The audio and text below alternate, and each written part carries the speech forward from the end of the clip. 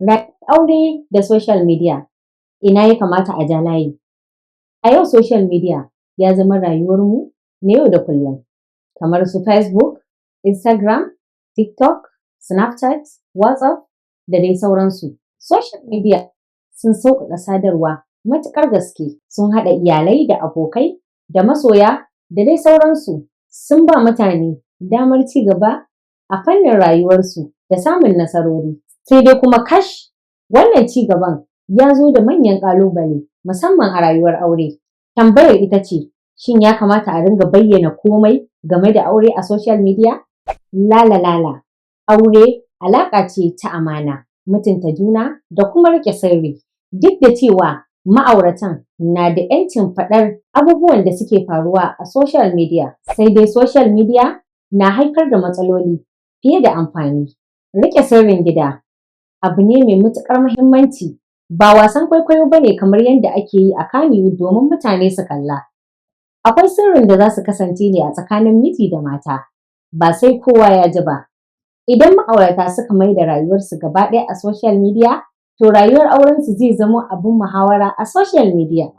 Hakan za ku ga wasu sun zo social media suna neman shawari akan yadda za su gudanar da rayuwarsu na aure. Sau da yawa kuma masu ba da sharhi ko shawarwarin ba su san abin da yake faruwa a zahiri ba.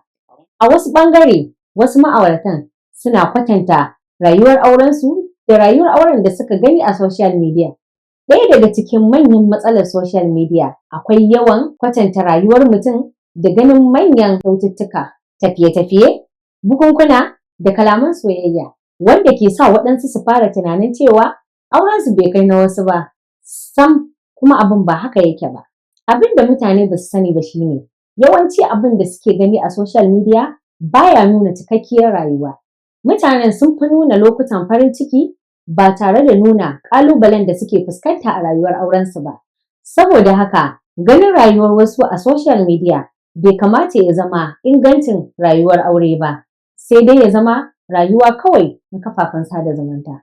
Social media hanya ce da ke haifar da zargi a rayuwar ma'aurata. Social media na iya kawo zargi da kuma rashin amincewa tsakanin ma'aurata idan ba a yi amfani da shi cikin hikima ba.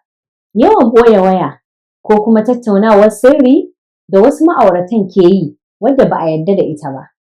Hakan na iya haifar da shakku a tsakanin ma'aurata wanda har ya kai ga rikici. Sai dai shi kuma zargi ba ya samo asali ne daga social media kaɗai ba. Rashin tattauna matsaloli da rashin mutunta juna su ne manyan abubuwan da suke kawo zargi. Shin ya kamata a kawo matsalolin aure social media? Wannan shi ne Madubin Yau. Zainab Abubakar Zee Press daga Hausa 360.